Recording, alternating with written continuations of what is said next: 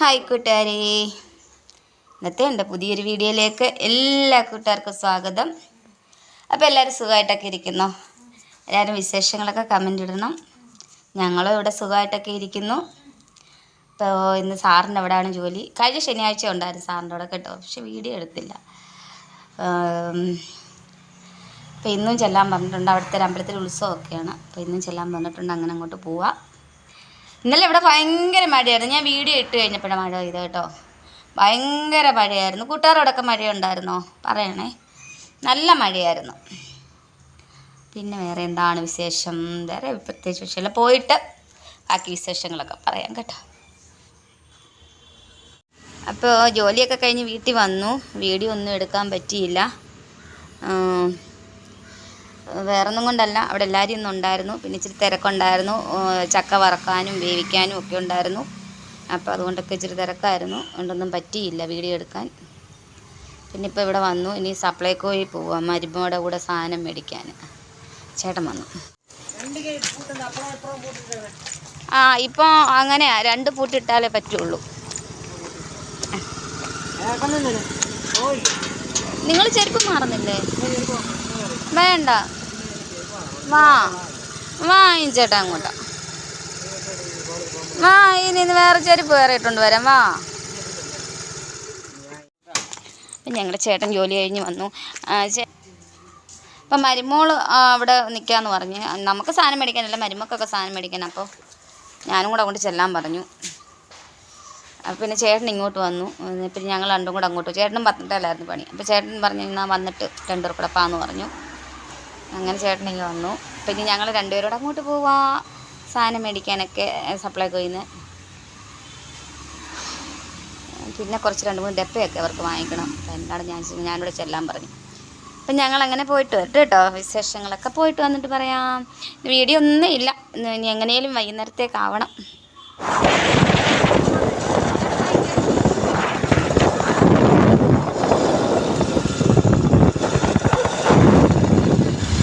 നിന്നോണ്ട് വാങ്ങിക്കട്ടെ.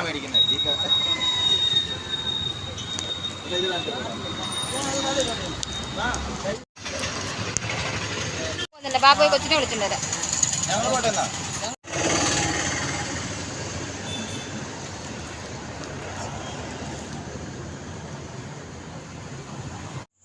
അങ്ങനെ കടയിൽ നിന്ന് ഞങ്ങൾ ഇറങ്ങിക്കഴിഞ്ഞ് നേരെ പിന്നെ മോളെ വിളിക്കാനെ കൊണ്ട് പോയി.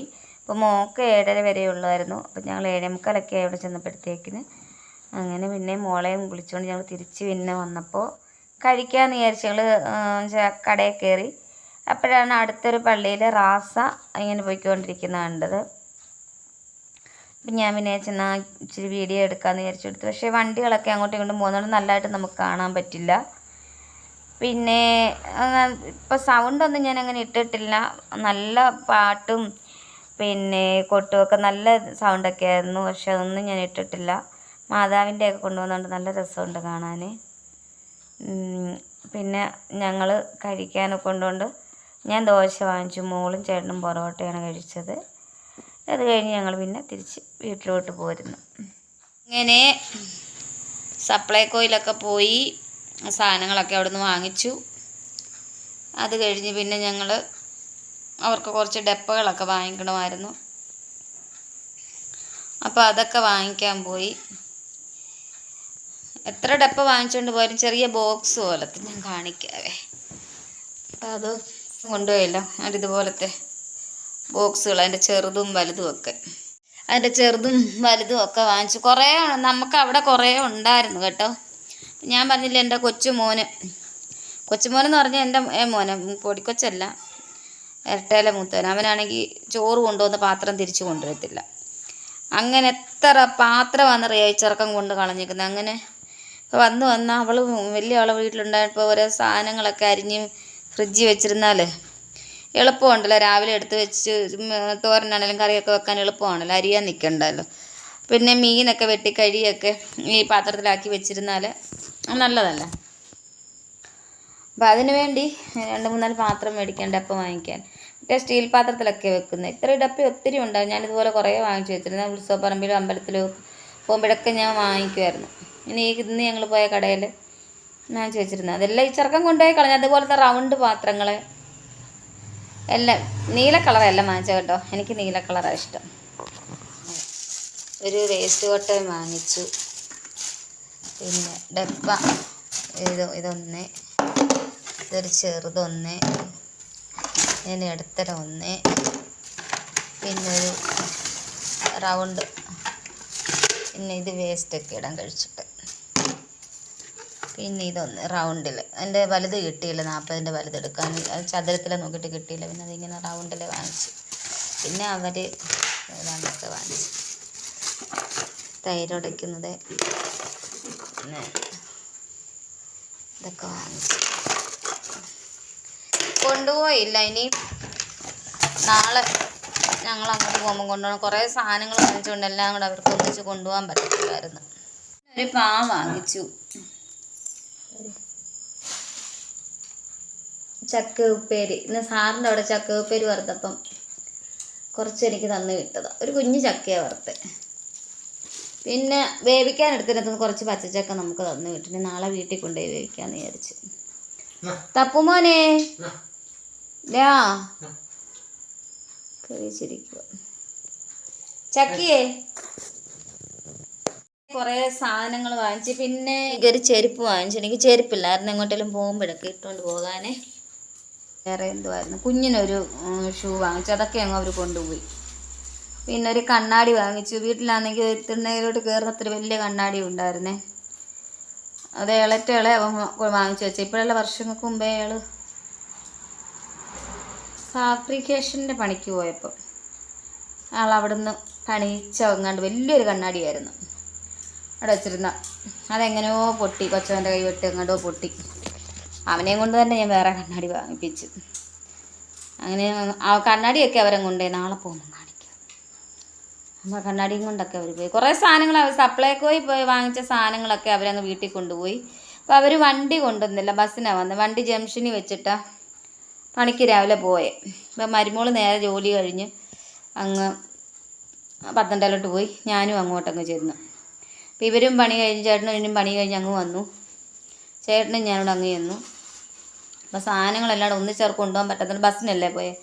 പിന്നെ അവർ 3 പേരും കൂടെ കുറച്ച് സാധനങ്ങൾ 2 സഞ്ചിയിലായിട്ട് അങ്ങനെ അങ്ങ് കൊണ്ടുപോയി. ബാക്കി ഞങ്ങളെ ഏൽപ്പിച്ചു വിട്ടു. അങ്ങനെ പിന്നെ ഞങ്ങൾ എല്ലാം കൂടെ കൊണ്ടുവന്ന്. ഇനി നാളെ പോകുമ്പോൾ ഞങ്ങൾക്ക് ഇതിനെക്കാട്ടി ഓവർലോഡാണ്. കാരണം ചക്കയുണ്ട്, ഇത്ര സാധനങ്ങളുണ്ട്.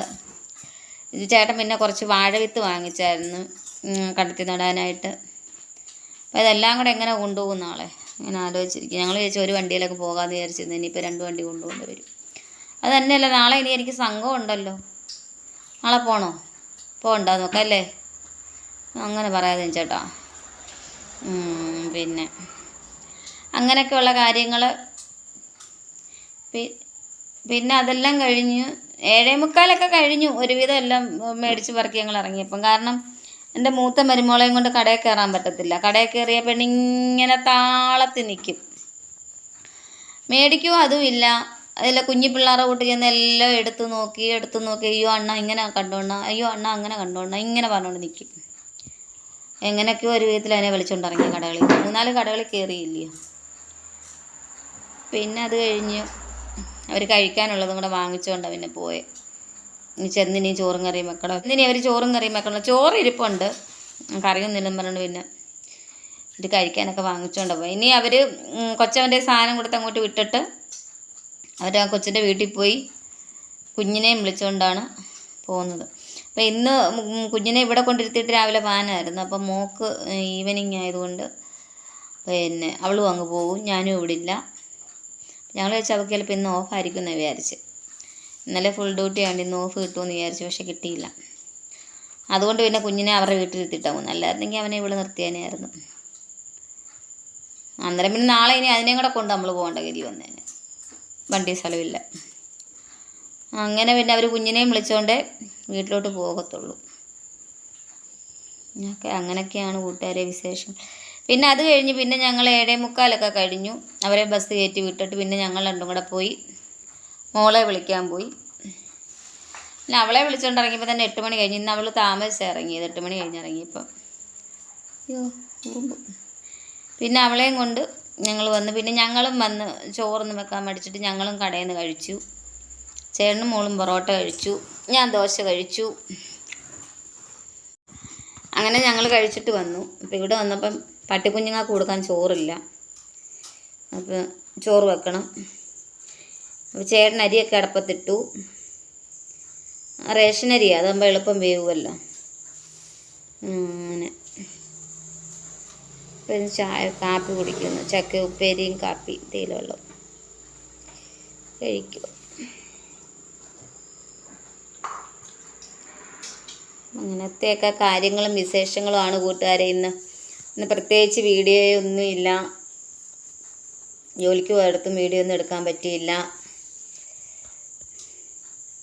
പിന്നെ കൂട്ടുകാരുടെ വിശേഷങ്ങളൊക്കെ പറയണം കേട്ടോ, കമൻ്റ് ഇടുമ്പോഴേ. പിന്നെ വേറെ എന്താ ഓരോന്നൊക്കെ പറയാൻ ഓർത്ത് വന്നാൽ ഫോൺ എടുക്കുന്നു, എല്ലാം മറന്നു പോകും.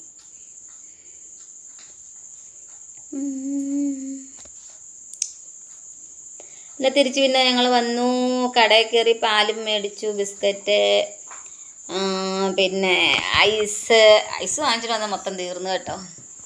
അയ്യോ, ഐസ് വാങ്ങിച്ചിട്ട് വന്നതൊക്കെ അന്നേരേ തീർന്നു കേട്ടോ. ബിസ്ക്കറ്റ് ഇതാണേ. ഇത് രാവിലെ ചായയുടെ കൂടെ ഒരു പകുതി മുക്കാലും ഞാൻ തന്നെ കഴിക്കും. ഇതിൻ്റെ ബാക്കിയേ മൂക്ക് കിട്ടത്തുള്ളൂ.